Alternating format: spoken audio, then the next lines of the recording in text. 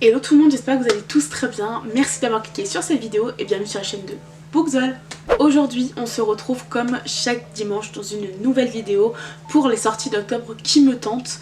Le mois dernier vous avez adoré le concept, donc je me suis dit que j'allais le refaire pour ce mois-ci. Il y a en tout 17 romans qui me tentent en ce mois d'octobre, mais certains sont des suites de sagas que je n'ai pas encore lues, que je n'ai pas encore commencé, mais qui me tentent beaucoup, donc on va y passer plutôt rapidement. Et les autres, ce sont pour beaucoup les nouveautés de romances de Noël. C'est la meilleure période de l'année. On commence donc avec les romances de Noël qui sortent dès le 1er octobre. Et en tout premier, nous avons du coup 3 nouvelles parutions de chez Hugo Romance. On a My Fucking Santa Niklaus de Elodie Dieudonné qui a l'air trop bien, trop mignon. Pareil pour Embrasse-moi avant Noël de Marion Libro. Et enfin Merry Bloody Christmas de Gwendoline Rose.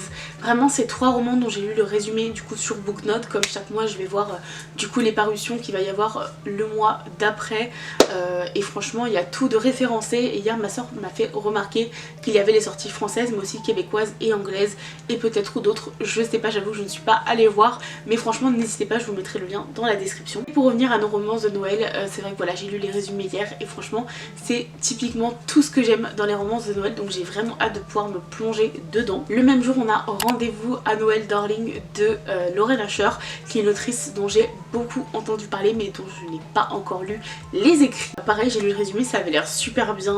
Les romances de Noël, je trouve que vraiment c'est le truc le plus mignon et le plus cocooning. Vraiment j'adore en lire, j'adore en dévorer. Ça se lit mais tellement facilement, vraiment là sous un plaid avec le faux feu de cheminée ou le vrai. Vraiment il y a tout. Il y a tout et automatiquement je plonge dans la magie de Noël. Donc franchement c'est trop bien, un peu de Mariah Carey à fond dans les oreilles et c'est parfait.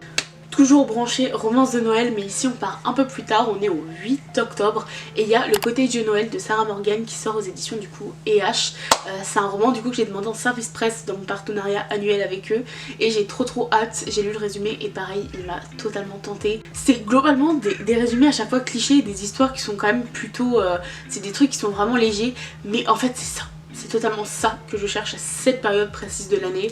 Donc franchement c'est tout ce que j'aime. Promis, je ne vous embête plus. Après cette dernière romance de Noël qui sort également le 8 octobre, on est sur un Noël rock'n'roll de Clara Nové. Ça a l'air trop bien. Franchement j'ai vraiment hâte. Le résumé m'a vraiment tenté, m'a vraiment hype. C'est ma soeur qui l'a vu parce que moi j'avoue que sous toutes les sorties il s'est fondu dans la masse le pauvre et du coup je ne l'ai pas vu. Mais là voilà, celui-là elle m'a lu et j'ai dit... ça m'intéresse. On reste au 8 mais cette fois-ci avec la romance contemporaine avec le tome 2 de Losers Fraternity de Hossein Ghanem et Jen Guéry. J'ai pas lu le tome 1 mais j'ai vu qu'il avait été beaucoup apprécié, même si j'ai vu des avis aussi plutôt mitigés. Cependant j'avoue qu'entre le premier et le deuxième, le résumé du deuxième me tente beaucoup plus et je crois que ça peut se lire indépendamment. Je pense que je commencerai peut-être par le 2, chose qui ne m'arrive jamais, mais écoutez, pourquoi pas. Également une suite de saga mais cette fois-ci qui sort le 9 octobre, on a Play Along du coup de Lee Stamford. J'ai toujours mal aïe depuis sa sortie dans ma palle et on m'a dit vraiment qu'il fallait que je le sorte. Et maintenant que la saga est bientôt terminée de traduire en France, je n'ai qu'une hâte, du coup c'est de pouvoir enchaîner aussi les tomes. J'ai vu que des bons retours sur cette saga, n'hésitez pas à me dire d'ailleurs si vous l'avez lu. On passe au 10 octobre avec 2 collecteurs des éditions Niche etc qui sont juste trop beaux. J'ai hâte de les avoir dans ma bibliothèque. C'est Breathe et Silent Fall, donc de Eva Sorn et de Louise Langlois. Franchement ils ont l'air trop beaux, j'ai qu'une hâte, c'est de les recevoir. Je les ai bien évidemment choisis en tant que service presse du mois d'octobre parce que j'ai adoré ces 2 histoires, donc j'ai juste hâte de les voir en vrai. Toujours en romance contemporaine, on a une autrice que j'ai découverte en 2021 je crois et que j'avais beaucoup apprécié. J'ai continué à lire ses histoires et là elle sort un brochet qui me tente beaucoup. C'est Emily Parizeau avec Wild Rose. J'ai lu le résumé, c'est quelque chose qui m'a l'air très mystérieux, très secret etc. Donc voilà, donc ça avait l'air trop bien. Puis vraiment c'est une autrice à qui honnêtement je fais confiance les yeux fermés parce qu'à chaque fois elle ne m'a jamais déçue. Le 16 octobre sort D'or et de ruines de Julie Bradfer qui est une autrice dont on m'a beaucoup parlé mais dont je n'ai pas encore découvert les écrits. Il m'a l'air trop bien, je l'ai choisi également en tant que service presse d'octobre. Il faut savoir vraiment que les romantaisies de chez Nisha, moi je les dévore énormément, je les aime beaucoup, aucune ne m'a déçue. Le 17 octobre, nous avons Out of the Wood de Hannah Bonham Young qui sort aux éditions Lemon. J'ai vu beaucoup de gens aimer son premier roman. Je ne l'ai pas encore découvert. J'adore les histoires qui sont comme ça, etc. Donc en lisant le résumé, ça m'a totalement hype. Donc écoutez, j'ai vraiment hâte de découvrir ce que ça va donner. Le 22 octobre, nous avons 2 romans qui sortent le même jour. Nous avons Salut, c'est Oliver de Dustin Tao. J'ai lu Vous êtes sur le portable de Sam à sa sortie et rien qu'en lisant le résumé quand ils l'ont annoncé, j'étais en larmes. Voilà, j'ai dit vraiment, j'ai pas compris. J'étais vraiment en larmes, j'arrêtais pas de pleurer en lisant ce résumé et l'histoire m'a complètement bouleversée.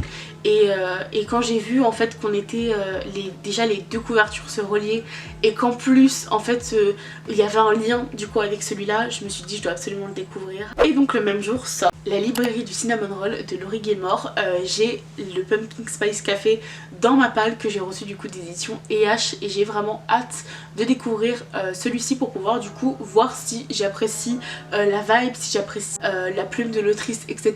pour voir du coup si j'ai envie aussi de continuer cette saga. Mais en tout cas j'ai vu qu'elle avait vraiment un succès pas possible, qu'elle était déjà en rupture de stock partout, donc voilà, je pense que c'est vraiment parce que c'est une pépite et j'ai juste hâte de la découvrir. C'est d'ailleurs la lecture commune de mon book club, le quart des pages.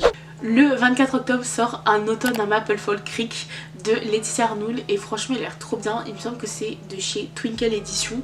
Je ne connaissais pas du tout ces éditions, je ne connaissais pas du tout ce bouquin. J'ai commencé à le voir parce qu'il a tourné sur Bookstagram, certaines personnes l'ont reçu en service presse, etc. Et franchement je suis partie lire le résumé et ça me tentait vraiment. C'est vraiment le type de lecture en fait pour cette période qui est juste hyper chill, hyper chouette et franchement ça m'a donné totalement envie de le découvrir.